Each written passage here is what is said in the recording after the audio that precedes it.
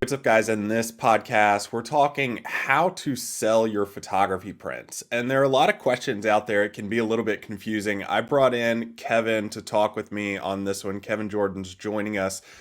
And we've both had experience doing this, and there's a lot to know before you actually get started. So, we're going to break this down kind of step by step in how you should approach selling your photography prints, namely at art shows, fine art shows, art fairs, those kind of things. What shows should you actually be getting involved in based on your pricing?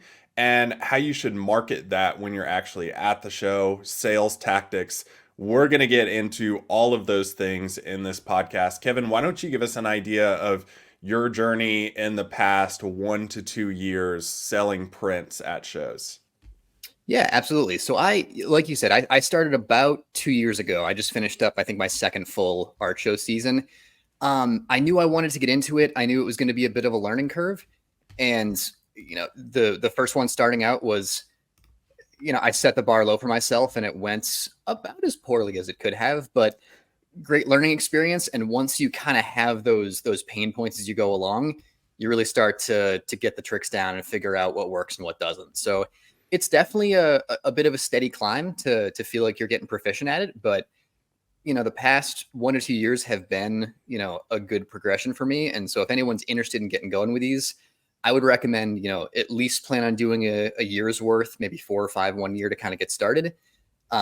Figure out what works over sort of the off season, and then try and implement those in a second year before you really decide for yourself, this is great or this isn't for me. That's a great point too. And I think even if it's not for you, it's good to try it out and just kind of get your feet wet in it, and giving yourself that buffer of several shows under your belt to decide that. Like, your first show is, when you start anything, it's going to be bad, right? So you want to kind of progress and get better at the strategies, because you're going to get better at it as time goes on.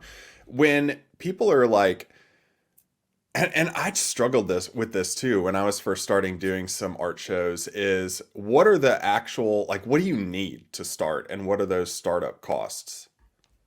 Yeah, that's a big part of it. And I mean, I think the first thing before anything else is you've got to be comfortable that the product that you're going to be selling is good enough to sell, both in your eyes and potentially in the customer's eyes. I mean, if you haven't been to a point yet where you've maybe sold a print to someone that isn't, related to you or a close friend, that would be a solid first step. I mean, you can always jump in and, hope that happens at the art shows themselves. But for me personally, like I took a long time to get going with the sales side of things, because I wanted to, I'm not a natural salesman. I wanted to feel good that, what I was selling, I was proud of, because there was no way I was going to be able to stand there and try and convince somebody that it was a good photo if I thought it wasn't. So that's definitely step number one. Beyond that, you've got to look into sort of building up inventory. And this can be a bit of a pain. So it's a matter of deciding, what items you think you want to sell. You can go as small as, printing your images on a magnet or a postcard or a greeting card, going all the way up to like big metal prints. They're all going to have their cost to get going. Obviously, the smaller things are going to be a smaller upfront cost. You'll also have, smaller revenue and profits to go with it. So it's a matter of trying to think out, like you said, what kind of range of, price range of products you want to be in. Is it going to be the really small stuff for craft fairs? Is it going to be the bigger stuff, the sort of, show stopping pieces for art shows? That's going to be a big startup cost to get going with. And then beyond that, it's your setup. It's, do you need a 10 by 10 pop-up tent? Do you need tables? Do you need, an extra way to transport the stuff? I know we'll get into that a bit more later, but there could be a lot of things that kind of get into it. I mean, looking back at how I got going, first things I purchased were a 10 by 10 pop-up tent. I think I have a Yearmax is the brand. I wouldn't skimp on that. You're more than likely going to find shows with not ideal weather at some point or another. And you don't want to be at the ones where, you've got strong winds and your tent just blows over. I was at one earlier this summer in August when a strong line of thunderstorms came through. Mine held up great, and I'm so glad I spent the extra probably $100 on it, because we walked around the second morning of the fair. There were some tents that were upturned. There were ones that had collapsed. I also feel lucky because one of the ones that collapsed was also the brand I have. So, nothing's foolproof, but if you can, go for the durability, because that's going to, both protect you, and it's going to protect all of your inventory too. After that, it's going to be, how are you going to display it? Is it going to be just on tables? Do you need it to hang somewhere? I personally have mesh panels on 3 sides of my tent. I started off with 2 just because I wasn't sure, how deep into this I was going to get. Ended up buying a 3rd one for the back wall this past summer for my shows. I'm really happy with that purchase for a couple of reasons. One, they're very light and they fold up very small. I'm putting all this stuff in the back of a Subaru, so it's a bit of like a Tetris puzzle to get it all in there. But if I had those big panels that didn't fold up well, it would really limit what I could do. So they're a huge space saver, which is great. They're very durable. Also, depending on what climate you're in, if you're in a hot environment, they all just have little holes in them, and you can hang things wherever you want to, just on little S hooks. And the fact that airflow can still get through those things on a hot summer day, prevents your tent from kind of becoming a hot box, which could, be awful for you, but also prevent people from coming into your tent if it feels terrible. Yeah, that's true. And like when we're talking about getting started and costs to get started, I think it can be a little bit overwhelming, especially like you have to think about what you want to price each print at. And that gets into what kind of inventory that you want in your booth in these art shows. Because I kind of go back to what you said about feeling comfortable about your photography. Like if you're not comfortable or confident in selling it because you don't think it's a good photo, then you probably shouldn't have it in there, number one. And number two, you have to take that same approach when you are pricing your photography. So you have to think about, what it took to get that photo. You have to think about what it's printed on, the size. And really it comes down to this for me, and this is kind of how I priced my photos when I was doing art shows, is do I want a lot of buyers for smaller priced things, or do I want just a handful of buyers that I can have probably a little bit closer of a relationship with and selling them big pieces that are those show-stopping pieces? And while you don't, if you do go the higher price route, you're not going to get that like dopamine hit of every single time you make a sale, right? But when you do make a sale, like it kind of outweighs all the others because it is such a big priced item. Yeah, I would agree to that. And to build on that too, it's a matter of how consistent do you want your sales to be. The last show I did was, a fairly affluent area with, a lot of it seemed higher priced items throughout the vendors. And I didn't make I did okay at that show. I didn't make as many sales, but I made a couple of big ones compared to, past shows that tend to be a lot more smaller prints. So it comes down to your level of comfort of both, how much you want to spend on the big pieces up front. And like you said, how often do you want to sell? The one strategy that I decided to take, which I think could be beneficial, is if you're not sure yet which are the big things that are going to sell, you can always test them out with smaller prints. If you have one that's selling really well, maybe that's one you go bigger on. I also will, so I'll say in my booth, I have from 8x12 matted prints, 12x18 matted prints, and then a couple of various sizes of metal prints that I'll hang on the wall and have be the sort of, more eye-catching pieces. Those ones that are on the wall, the metal prints, I don't sell those specific ones off the wall. If anyone's interested, I'll place an order and I'll ship it to them. I've never had anyone complain about that. And if they've ever questioned it, my response always is, these come to every show with me. They've been beat up a little bit. Like, I want you to have one that is, fresh out of the box with no potential, scratches or dings or anything. And the couple times I've had to say that, no one's ever had any issue with it. So it's a nice way to keep your upfront costs down too. So maybe you have 4, 5, 6 big pieces that you put around the outside of your booth to sort of keep it, eye-catching for the people outside. And if you do that, you spend that money once, and if someone likes them, you can just order it on the back end and, prevent yourself from needing to put that upfront cost. Yeah, and I do want to get into like how to bring people into your booth a little bit later in our conversation. But that's great advice. You know, something that you talked about just a second ago is getting into a show at an affluent area, right? And that kind of breaks it down. We were just talking about pricing. You know, pricing also determines what kind of show that you should probably do because there are artists that display their work at all different kinds of things. I go to the farmers market in the small town that I live in, and there are woodworkers there, different artists displaying at the farmers market, all the way up to, you know, the shows that I would go for and sell prints for like $950 a piece for were in these really nice private schools around Nashville where they had the funds to put towards a really nice art show in an affluent area. So when it comes to the lower price items, those are more probably more directed to like the craft fairs, the farmers markets, and then the big metal prints you're pushing at affluent areas, no? Yeah, no, I think that's a good point. I've decided, so far not to really do much with like the really small stuff, like the magnets and stickers and things like that. It's just all personal preference. It's to me a decent amount of work to have that stuff in your inventory, and to bring along and stuff like that. I've just decided that I'm okay doing, less transactions, but for higher price stuff, it's just what works for me. But that said, though, if you want to have kind of all that stuff in your arsenal, you can pick and choose what you bring to each show. If it's a smaller, like you said, kind of farmers market or craft fair, it's likely that the smaller stuff is going to be what sells. I mean, if you think about what you're looking for, if you go to a farmer's market, if you're trying to grab some vegetables and, a coffee, you're I'm probably getting not in some the tomatoes, mindset to man. do. That's what I'm going for. Yeah, and it's not likely that you're going to get some vegetables, a coffee, and a $400 print. If it's something that you see and really speaks to you, then maybe it does happen. But I would say, on average, it's gonna be probably the lower price to mid price items that do well at those.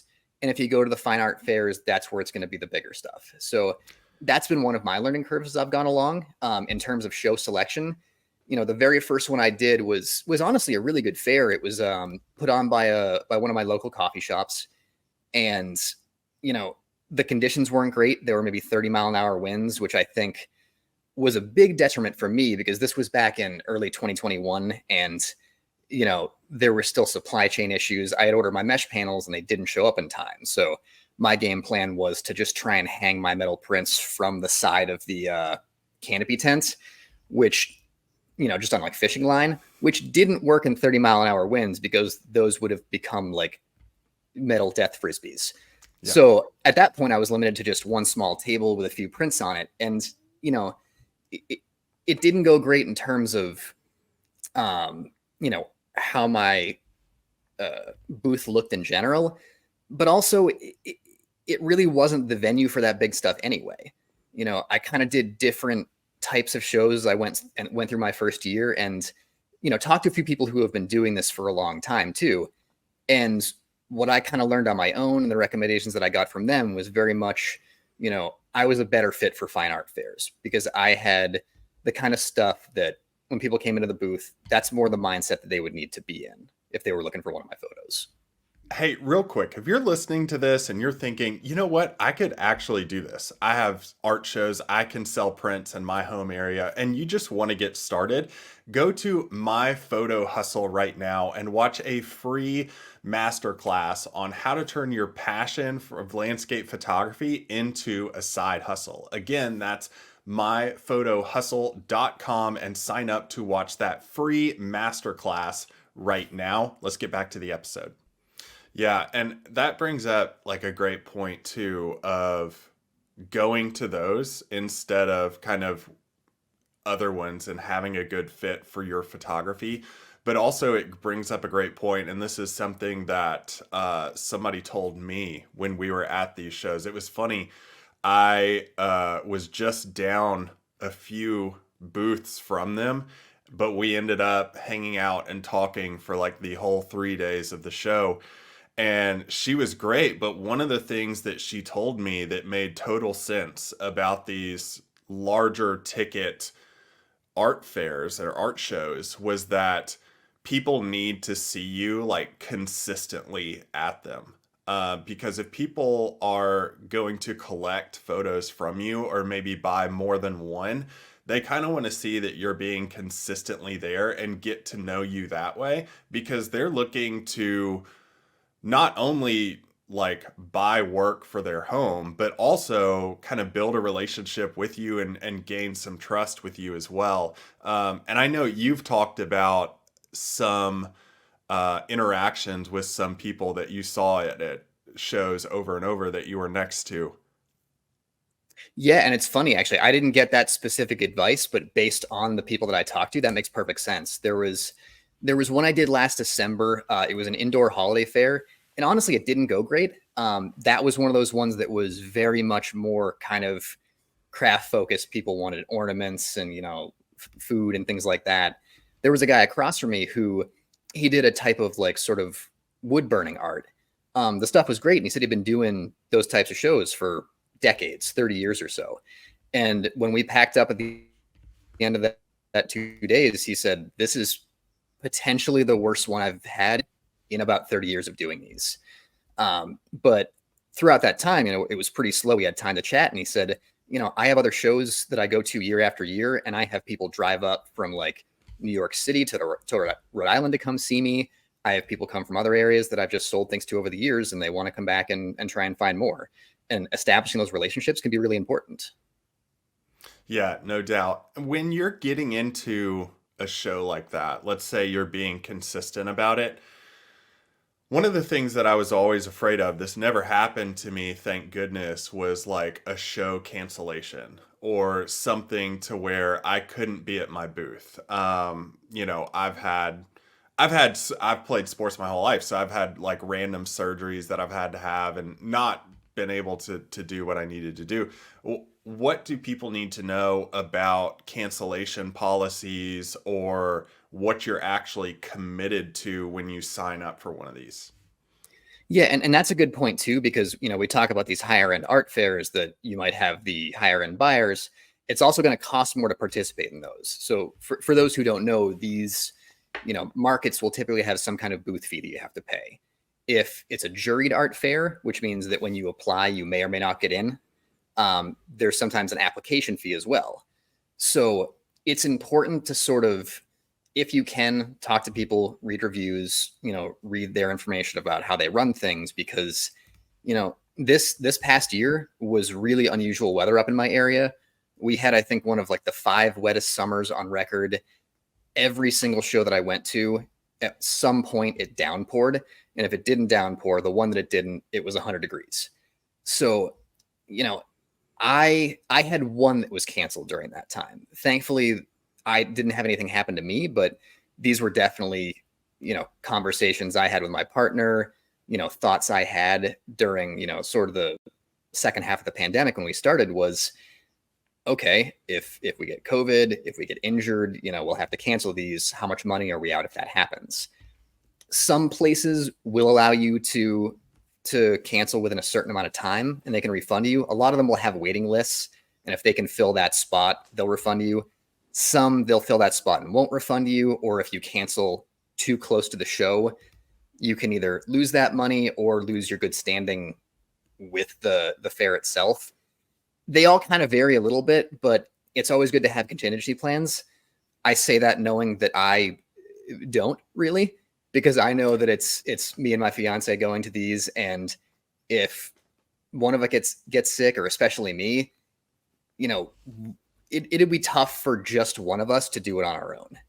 So those are definitely things to consider. The other cancellation issue I had was, like I said, it was a wet summer. We had one where I kind of already knew that it wasn't the right show for me. I had 3 dates at that show throughout the year. It was a reoccurring market in Boston. And there was one show where I looked at the weather report all week leading up to it, and it said rain on Sunday, rain on Sunday, rain on Sunday. And I emailed them and said, so what's the plan for cancellation if the weather's bad? And I assumed it was going to be like just the day before. They emailed me back and said, "Oh, we'll inform you at 5 a.m. the morning of the fair." And I know we'll get into this too, but me loading all my stuff into my car is my least favorite part about all of this. I live in an apartment building, fourth floor, nowhere near where I can park, so it's an ordeal to get everything out and packed up. So knowing that I was going to have to do that and then potentially have them cancel was not my favorite. They ended up not canceling. We got there, we got an hour of the market in, and then it started to downpour, like it said it was going to the entire week. And then they walked around to us and said, "Oh, we're going to cancel and refund you. You guys can all pack up." So it's good that they refunded us, but I would have much rather not go through the, couple hours of setup and breakdown and transport and everything getting soaked to have that experience. So those are things to consider when you decide which ones you want to do, for sure. Not ideal, definitely. Now, Not my favorite. something you said kind of triggered my memory getting into these, and when I was first starting, the application fee and actually applying to some of these. Um, Obviously, there are websites that you can find these through and how to apply. But one of the things that surprised me was that not only was there an application fee, but they wanted four like high res photos of my booth setup. Yeah. And on my first show, like you don't have these photos of a booth setup because you've never done one before. So you have to think about when you first get those panels, the boards, you have to kind of mock set up your own little booth, maybe in your house, in your yard, something like that, and get it all set up so that you can take these photos. That was something that like blew my mind when I was first starting. Yeah, and I hadn't considered that either. The first one I had applied to didn't require that. The second one for later on in that first year did. And I may have procrastinated a bit and put in the application the night it was due. And at that point, I wasn't setting up the booth. So I wrote in my application, like, "Listen, this is my first year doing these. I just got my new setup in the mail and haven't set it up yet." But like, I put in screenshots from online of the manufacturer's website of what it is and just said, "This is what it's going to be," to at least show them like I had the high quality setup, and hopefully they would just trust that it would look good. And that ended up working out. I only tried that once though. That's great. That's a really good idea, actually. Now, I want to hear about the transportation. How do you get from one place to another? And I have two kind of horror stories for this, okay? So, and this was by far my least favorite part too, because the whole time I was cringing taking all of these high dollar prints with me in the back of I don't even remember. I think we had like a Jeep Commander at the time, which is a pretty Okay. big SUV. But when I got to my first show, it was at this really nice private school. And I got out, and my biggest piece had like a scratch down it because I didn't fully cover it when I was taking it. And I was devastated. It all turned out fine because it was a pretty good show. But that was one thing. And then the next show that I did was traveling 2.5 hours east into Knoxville at another good fine art show. And when I got there, transportating my things into the show, all right, terrible outcome of the show. And I actually, when I was setting up, I turned around and one of my pano prints knocked off the pottery of the booth next to me. And even though I didn't make any sales that show because it was a terrible show for some reason, I then had to pay this woman for her pottery that I broke. And I didn't even get to keep it because it was in pieces on the ground. You just gave me the anxiety sweats thinking about that happening. Yeah, it was terrible. Yeah, no, and that's the kind of thing that you obviously don't want to happen. A couple of points on what you just said. Transportation is definitely difficult. You've got to consider, what do I need, and how can I fit it in my car? If it's going to come down to you renting a trailer or renting a different car or maybe a U-Haul, depending on what your setup looks like, that's all going to be costs that you're going to have to try and make back at the show. Like you said, going 2.5 hours, the location of the show matters too. If you don't want to drive that morning and drive back that night, you've got to find a place to stay. So those hotel costs will eat in too. I've only done ones these past couple of years that were within reach of either my home or a friend's home. So the farthest one I did for me was probably about 2 hours. And luckily, I had a friend that lived about 10 minutes away. So I chose it based on that. But I've talked to people at those fairs who were like, we'd love to come back to this one, but it was, you know, 2 nights at a hotel. That was a few $100s. The booth fee was another $300-400. And, right there, if we have an average day, we might be breaking even. So that's important to know. And the other thing, there's always a chance that something of yours breaks, something that somebody else's breaks. Like I've been in ones with 30-mile-an-hour winds, and you wouldn't believe the things that were flying all around. So in terms of your setup, bring duct tape, bring heavy stuff. When they say you need, 30-40 pounds on each leg of your tent, just do that. It's worth it, because the last thing you want is your tent with all your stuff in it to turn into a sail and just start flying around the marketplace. But that said, though, some of these places will require you to get insurance for just kind of general liability. I can't remember the names off the top of my head right now of certain providers, but you can get stuff for an entire season for maybe $100, and that will cover you against stuff like that if you need to make a claim. I think I ended up getting mine through Professional Photographers of America. They've got, I already had a membership there, and I think if you upped it to the more like premium membership, they included event insurance in it, and that ended up being the best deal for me. They offer gear insurance too, so if somebody isn't already signed up for that, might not be a bad thing to look into, because the last thing you want is to have something happen, ruin all of your stuff, somebody else's stuff, and then you're doing your next few fairs trying to build back up your inventory and make back the money you lost. Yeah, definitely. When you're transporting your stuff, and in terms of not probably making it the most break proof as possible, what are you using to drape over them? What are you using them to hold them in place in your car? Because you talked about the back of your Subaru is a Tetris. Oh yeah, yeah. I've got pictures, and I'm pretty proud of how I figured out making it work. But I mean, a lot of that was trial and error. So, like I said earlier, I have 8x12 prints that are in 12x16 mats. Those just so happen to fit perfectly in reusable grocery bags. I actually just have 2 grocery bags of those that I bring with me, and they fit easily behind a seat.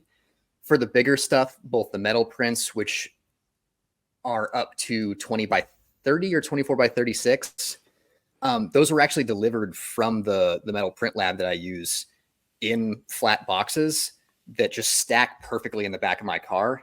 And so those go on the bottom. Right next to that, I have my tent and the mesh panels on top. And I didn't plan it out this way, but I just kind of figured out how to make it all work perfectly and use every inch of space. But that might take some trial and error to figure out how to fit it all and what works best for you.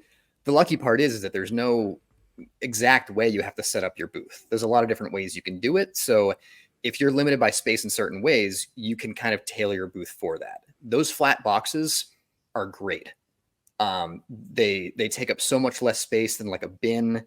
You can use every inch of space in there. They're like, inch and a half thick at most. So, while they may take up a footprint flat, you can put them down at the bottom, stack more things on top of it, and it just pieces together really nicely. Yeah, definitely. There are two things. When I was in college, I was actually a mover. I would move people from one house to another, and we did national trips too. So moving people like out to Salt Lake, back to Nashville, and I learned a couple different hacks if you like wanted to go the cheaper route, I feel like, of protecting your stuff, especially if you have frames or metal prints or acrylic prints that can scratch. Those moving pads are amazing. And Yeah, that's a good point. they're like padded quilt, almost insulated too. And you can pad those and stack your metal prints up. And the quilts on the sides don't take up any extra room. So that would be a really small footprint in your vehicle. And then also, if you do have something that's framed, you can actually put your frame in like a square box that you would use for kitchen appliances, things like that, and then use moving tape to tape down the ends of them so that it doesn't slide out of either end. And that cardboard box holds it really tight in there if it's not a square, but if you just keep it flat. and then that cardboard protects it from other things on top. That's one of the ways that we would transport people's framed pieces from one place to another. And one of the hacks that I eventually adopted into my system after I had a big scratch on one of my frames, which was devastating to me. No, that's a really good perspective. And also a good point too is that, maybe you choose things that are the most durable. When I was starting this out, I was thinking, okay, for my big eye-catching pieces, do I want to do metal prints? Do I want to do acrylic? Those look relatively similar to an extent, but acrylic prints tend to be a little more fragile, a lot less scratch resistant. So I ended up Mm-hmm. going only metal because they can take a little bit of a beating and still look good when you put them up. Yeah, yeah. Yeah, that's a great point too. When you said something a little while ago about booth setup, bringing people in, this is what I get really excited about, the marketing and sales part of art shows, talking to people, which when I first started them, granted, I was terrified to do, and I would say what every photographer will say on planet Earth, I'm terrible at sales. And you should never say that to a customer coming into your booth, number one. And number two, you should get comfortable talking with them and what I like to call prescriptive sales. So if you go into a doctor's office, you'll say, I have a broken wrist, right? They're going to be like, well, a few things we could do here. You could have surgery to put pins in it. You could wear a cast for however long it takes to heal, or you could just, take pain pills and eventually you're going to have surgery anyways. So those are kind of the prescriptive things that you have. So if somebody comes into your booth, you're talking to them about, what do you need? Here's what I have to prescribe to you based on your need or your desire. And that's kind of how I reframe the way that I thought about sales to other people. And it's something that I still use for my photography and photography courses as well. But when it comes to bringing people into your booth, what are you doing to do that? What are some of the tactics that you've learned? This is honestly one of the things that I think I've thought the most about and maybe have the least definitive answers on Hmm. because it's just such not a one size fits all scenario. You're going to have different people at different shows, you're going to have different shows in different areas, different conditions. So this is the part where there's a lot of variables that you can't necessarily account for. I think the best that you can do is, through trial and error and experience, just figure out what seems to work the most amount of times. So, and I think another thing that factors into this is, are the people coming into your booth, do they want to talk to you? Are they introverts and they just want to kind of be able to look around without having anything said? You're not necessarily going to be able to make a perfect situation for both of those types of people. So it's a matter of trying to read body language, trying to give, them a chance to talk. So what I've tended to do is, I have a table in the middle that's, you know, kind of long and skinny, and it creates sort of this, natural flow for people to come into the booth, walk all the way around the table. I have two bins on it. One faces one way, one faces the other way. So that way there's sort of a natural progression to sort of, paw through one print, walk around to the other side, paw through the other prints. And then on we'll say if you're walking into the booth, the left side of the booth and on the back wall, I have large metal prints, and I tend to pick and choose which ones I put to the front entrance of the booth based on what I think might draw people in or catch people's eye. I've got a picture of this famous statue in Boston of the Make Way for Ducklings ducks, and it probably one of my top one or two best-selling photos. And I just know that those resonate with so many people and they're very recognizable in the area. So if I'm in the Boston area, that one's going out near the front. I have, a Milky Way photo of a very popular hike in New Hampshire that always tends to go out towards the front. Those types of things tend to work really well. But you've got to think about where you are too. When I was down in Connecticut, I switched out the New Hampshire photo for a Connecticut photo, and that ended up bringing a lot of people too.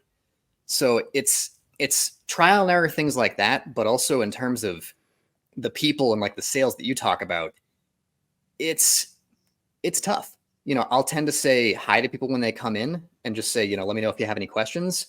That way it kind of puts the ball in their court to talk to me if they want to. Because I think if you're having a person come into your booth who doesn't really want to chat, like they still may buy something, but they just want to have sort of a quiet experience before they do, then you might drive them away if you try and be too chatty. So it comes with experience, sort of reading body language and reading the people, but I think you have to adjust a little bit based on who they are. Definitely. And there are a couple things that I've learned from other photographers and even a painter who I was in an art show with. Let's do the photographer first. Ryan Smith, who does a lot of photography sales and print sales.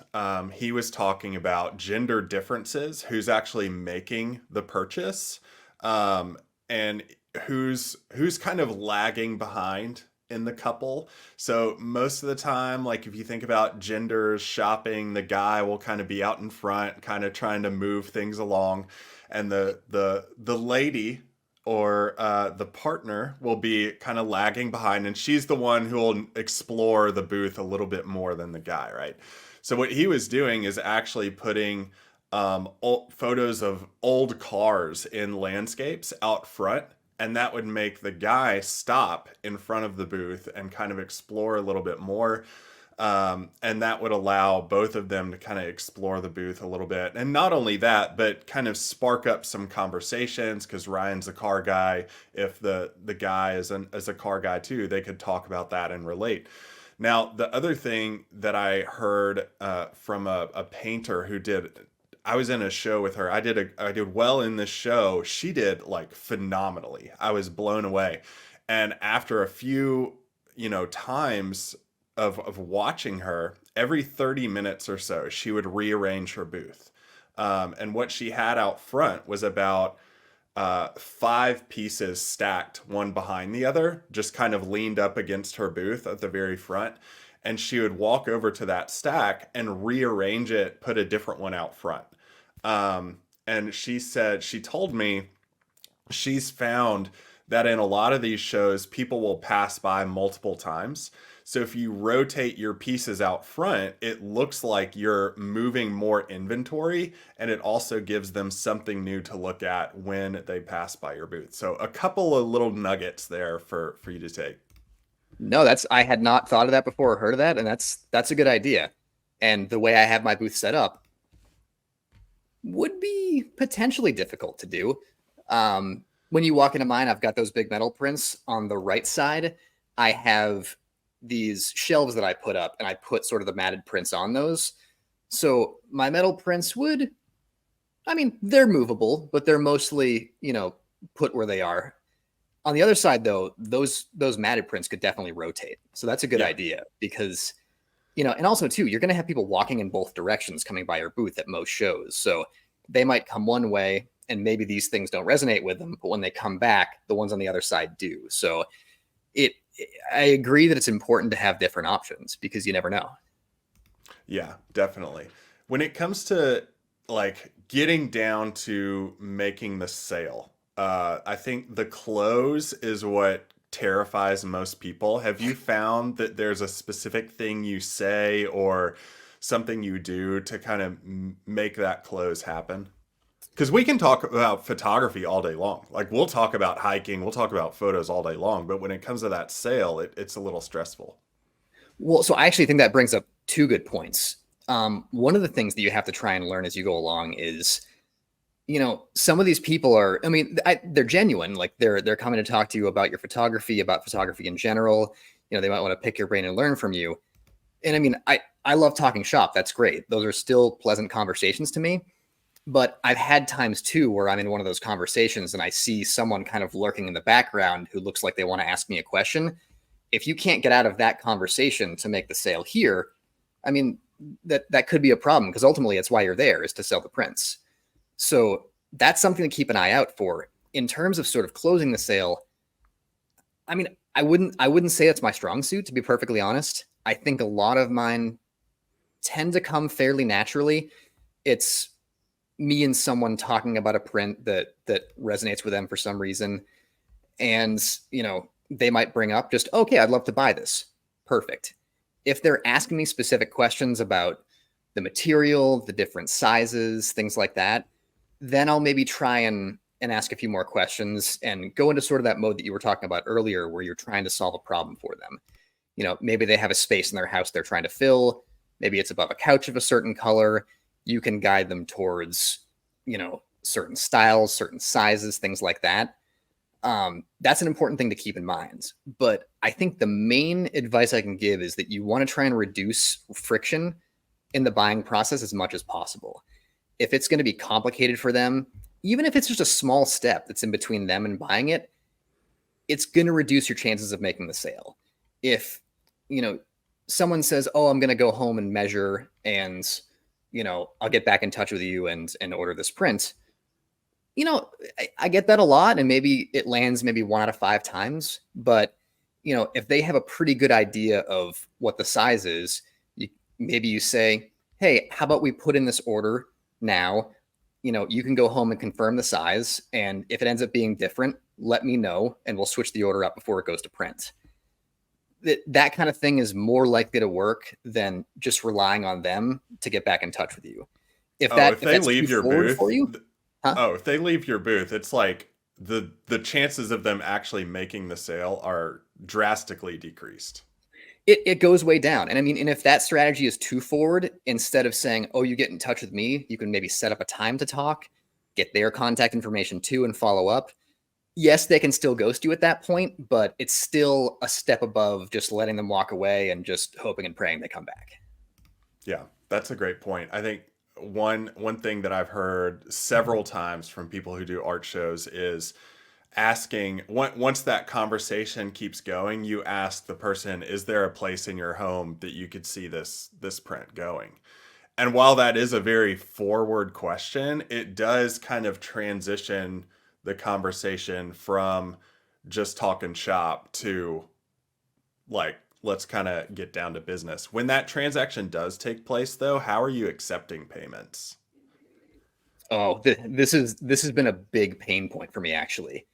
Um, I think the best advice I can give in all of this is you need to have a lot of redundancy in how you can accept payments. Because, like how we just talked about with reducing friction, if you physically cannot make a sale, that's not good. So I mean, I have a cash box. I would say cash is the least common way to pay. Um, the cash, the cash sales I have had, I tend to be given larger bills. So that's something to Mhm. keep in mind, when you're figuring out what you need to make change. I have a Square card reader, which it connects to my phone via Bluetooth. If you've got a credit card with a chip or with a tap, it should work for those. The problem is that they're very finicky, they're very inconsistent, and they also rely on you having wireless signal. So there's a lot of ways where that can go wrong. I was at a show last December where it was inside. We were in sort of like a gym sports complex type of place. If you had AT&T for your cell phone service, you could make sales no problem. If you had Verizon, it didn't go well. So we had vendors that were over and over walking out towards the door, holding their phone up, trying just to get the card reader to actually accept payment. Even to do Venmo, it was still a problem. So the this has been an issue for me. I was at a show this summer where a line of strong storms came through and knocked out cell phone reception. So I ended up making a big sale at the end of that show, but it almost didn't happen because I tried to do it with a Square reader. It didn't work. I try and get on my phone to go through my website. I couldn't get on that either. I ended up just getting the woman's email and just followed up and hope for the best. But that could have easily not worked out, and you don't want to get in a situation where you can't complete the sale. So the system that I finally come up with is I have that Square reader. That's my primary way of accepting payments if I can. If that's not working, I have an iPhone, and the Square app actually allows you to tap a credit card just on the cell phone now and accept payment that way. I discovered that recently. That's a huge backup too. If you just don't have any reception, I mean, cash is always an option, but instead of that tap reader, they have Square MagStripe readers that plug directly into your phone. You could do it with iPhone or Android, and those ones in particular can accept offline payments. Um, that more or less covers you in every scenario. But the one thing to keep in mind is that if you don't find service again within a certain amount of time, I think it's 24 hours, you might lose all of those sales. Hmm. So if you're doing a big one, it's something to keep in mind to make sure that actually goes through. Maybe you'd write down their credit card information as backup just in case. But that's been a problem for me during a lot of these. So it's something I don't want people to forget about when they're planning ahead. Yeah, and the no friction thing is huge because like I think you have to accept the new technology, especially when we talk about like Venmo and things, because that's a great way to accept payments, especially if we're talking about if you feel like craft shows and farmers markets are a better way for you to get your photos out there. I feel like that would be great for those scenes. But I can remember back to when I was actually just like first getting started in photography, and I lost so many sales because I personally, and lo and behold, shocker to me, I'm a stubborn person. So I only liked using PayPal. So in my mind, I was like, hey, everybody likes using PayPal. And so I completely ignored Stripe payments. And I finally got someone who emailed me and said, I would have bought if you had accepted Stripe payments, which is just another way to input your credit card information that's not PayPal. And once I heard that, I downloaded Stripe, got it, set up my account, and my sales doubled. So you have to keep friction low to the customer. Definitely like what you said. Now, I haven't used, I think I have Stripe through my Squarespace website. Do they Yeah, have a point of sale option too? they do. Yeah, they do. Okay. It's just like the Square Reader where you can plug it into your phone. And that's the thing.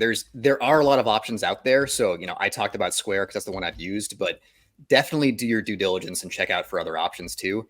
Like I said, I have a Squarespace website, and what works well for me is that I can actually use the Squarespace app, and the Square Reader will integrate into that.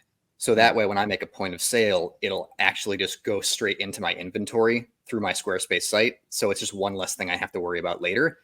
But sometimes that won't connect, and I have to use the Square specific app or something else. So I don't know that there's a perfect answer for anyone, but there are options out there, and definitely have redundancies just in case. Because, like you said, if you can double your sales or just prevent losing sales, it's worth it. Yeah, definitely. As we land the plane here, maybe give us some advice to people who this is their first time doing a show or they're starting to think about selling their own prints. What should they do to prepare themselves? Um, uh, a few things. I think you have to be okay with rejection, which I don't think is anyone's favorite, but it helped me to sort of take a step back and remove myself a little bit from the personal aspect of this, which is tough because I mean, we put a lot of effort and love into the stuff that we do, and to then all of a sudden be dispassionate about it may not be the easiest thing. But you know, your photos, as much as you might like them, or your friends and family, others might like them, they're not going to be for everyone. I have as many people come up to me and say, "These are beautiful. I love these so much. You're very talented," which, you know, fills me with pride. I have just as many people go, "How much is this?" And I tell them, and they go, "Those don't feel good, but they're going to happen." Your stuff isn't for everyone. It's business. That's okay. You don't go to a store and want to buy everything there either. So I think mental preparation for that is important. And then on the flip side, just having patience. Like I said, this is the end of my second year, and I would say just in the past couple of months, I've started to feel pretty proficient with these. Doesn't mean I don't have more to learn. I definitely do, but I felt like I was stumbling along a bit trying to figure it out for the first year and a half, maybe 5 to 7 different types of shows. If the first one doesn't go great, if the first three don't go great, don't get discouraged. There's a lot that goes into it. I mean, we've been talking for a good amount of time now, and there's probably more we could touch on. So patience is going to be key with trying to get all this stuff to work.